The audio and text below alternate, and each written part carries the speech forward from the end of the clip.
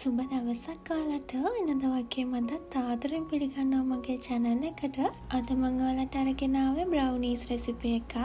මේක ගෙදර කන්න වගේම ව්‍යාපාරයක් පටන් ගන්න කැමති කෙනෙක්ටත් මේ විදියට හැදුවොත් වරදින්නේ නැතුව හදා ගන්න පුළුවන්. මේක හරිම රස brownies recipe එකක්. ඉතින් අපි බලමු මේක කොහොමද හදාගන්නේ කියලා. වෙනද වගේම අවශ්‍ය ද්‍රව්‍ය ටික ඔක්කොම මම description box එකේ දාලා තියන්නම්. මුලින්ම අපි butter ටිකයි chocolate ටිකයි දිය කරගන්න ඕන. මම අද මේක දිය කරගන්න ඩබල් බෝයිල් ක්‍රමයට. මම මෙතන බටර් ග්‍රෑම් 75ක් අරගෙන තියෙනවා. ඔයාලට බටර් වෙනුවට ඇස්ට්‍රා මෙඩෝලි උනත් පාවිච්චි කරන්න පුළුවන්. දැන් ඒකට මම ඩාර්ක් කුකින් චොක්ලට් ග්‍රෑම් 100ක් පොඩිවට කපාගෙන එකතු කරගන්නවා. ඩාර්ක් චොක්ලට් නැත්නම් ඔයාලට මිල්ක් චොක්ලට් දාලත් මේක හදාගන්න පුළුවන්. එතකොටත් රසයි. දැන් මේ චොකලට් ටිකයි බටර් ටිකයි හොඳට මේ විදිහට මෙල්ට් කරගන්න. දැන් මේ ටික හොඳට දිය වෙලා තියෙන්නේ. අපි දැන් මේක නිවෙන්න පැත්තකින් තියාගමු. ඊළඟට මම වාජනයකට සීනි ග්‍රෑම් 125ක් එකතු කරගන්නවා. මම සීනි එකතු කරගන්නේ කුඩු කරලා. ඒකටම ලුණු තේ හැඳි කාලක් දාලා හොඳට කලවම් කරගන්න. ඊළඟට මම මේකට බිත්තරයක් එකතු කරගන්නවා. බිත්තර එකතු කරගත්තට පස්සේ මේක කලවම් කරගන්න. බිත්තරයි සීනි ටිකයි හොඳට මිශ්‍ර වෙනකන්.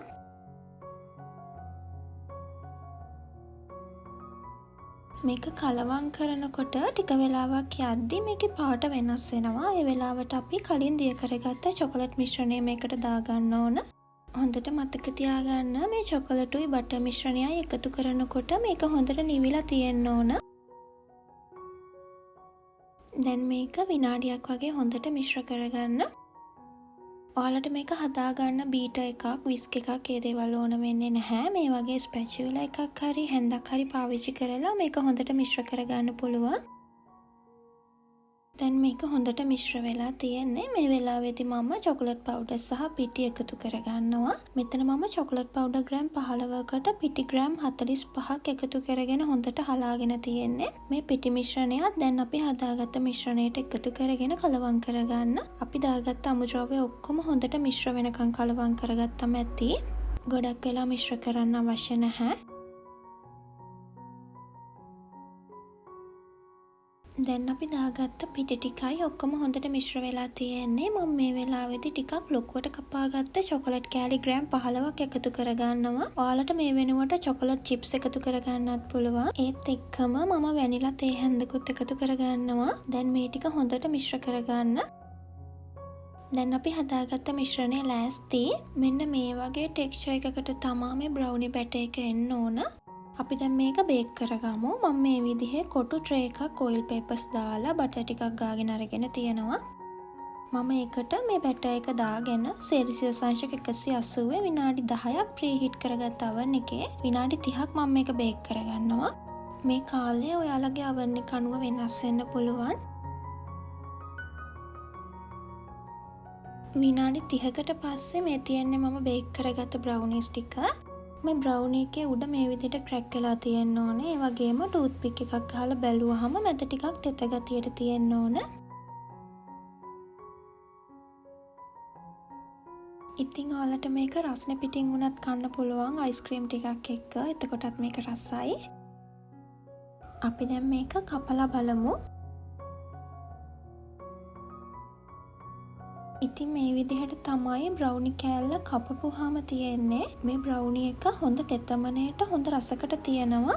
ඔයාලා මේ වගේ ගොඩක් තෙත ගතියට කන්න කැමති නැත්නම් ටිකක් ඩ්‍රයි ගතියට වගේ එන්න ඕන නම් ඔයාලට තව ටිකක් වෙලා මේක බේක් කරගන්න පුළුවන්. ඉතින් ඔයාලා කැමති නම් මේ බ්‍රවුනි පීසස් උඩට චොකලට් ටිකක් තිය කරලා දාලා ස්ප්‍රින්කල්ස් ටිකක්, චොකලට් චිප්ස්, ස්ට්‍රෝබෙරි බිස්කට් ඒ වගේ ඔයාලා කැමති දෙයක් තියෙනවා නම් දාලා තවත් සරස ගන්න පුළුවන්. ඒ දේවල් නැතුව උනත් මේක රසයි. ඉතින් ඔයාලට මේක gift එකක් විදිහට දෙන්න, ගෙදර පාටියකට, ගෙදරදී කන්න වුණත් මේ වගේ රස බ්‍රවුනිස් ටිකක් හදා ගන්න පුළුවන්.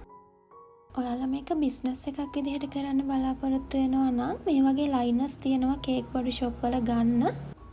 මේ වගේ එක එක පාටවල් වලින් තියෙනවා. ඔයාලට කැමති පාටකින් ගන්න පුළුවන්. මේ ලයිනර්ස් වලට ඔයාලට බ්‍රවුනි පීසස් දාලා සෙල් කරන්න පුළුවන්. ඒ වගේම ඔයාලට බ්‍රවුනිස් මේ වගේ කේක් ට්‍රේ එකක හදාගෙන කෑලි කපා ගන්නත් පුළුවන්. නැත්නම් මේ වගේ බ්‍රවුනීස් හදන ට්‍රේ තියෙනවා කේක් බඩු ෂොප්ස් වල. මේ වගේ ට්‍රේ එකක් අරගෙන මේකට ලයිනර්ස් දාලා ඔයාලා බ්‍රවුනීස් කෑලි හදා ගන්න පුළුවන්. ඒ වගේම මේ වගේ කාඩ්බෝඩ් බොක්සස් තියෙනවා කේක් බඩු ෂොප්ස් වල. එහෙම ගන්න එක එක සයිසස් වලට මේ වගේ බොක්ස් වලට බ්‍රවුනි පීසස් දාලා ඔයාලට පැක් එකක් විදිහට සෙල් කරන්නත් පුළුවන්. මම ඔයාලට අයිඩියා එකක් ගන්න මෙතනින් ෆොටෝස් ටිකක් දාන්නම්.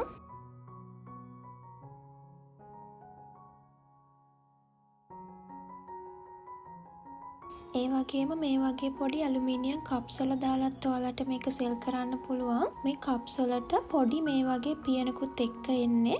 ඉතින් මේ විදිහේ ව්‍යාපාරයක් එතරින්දම ඔයාලට සාර්ථකව කරගෙන යන්න පුළුවන්. මේ ගැන ඔයාලට ප්‍රශ්න ගැටලු තියෙනවා නම් පහලින් කමෙන්ට් එකක් දාන්න. ඉතින් මම හිතනවා අද වීඩියෝ එකත් ඔයාලට ප්‍රයෝජනවත් වෙන්න ඇති කියලා. ඔයාලා මේ වීඩියෝ එකටත් කැමති නම් ලයික් කරන්න, ෂෙයා කරන්න, ඔයාලගේ අදහසත් පහලින් කමෙන්ට් කරන්න. අපේ channel එක තාම subscribe කරලා නැත්නම් subscribe කරන්නත් අමතක කරන්න එපා. එහෙනම් තවත් රසවත් වීඩියෝ එකකින් ඉක්මනින්ම හමු වෙමු.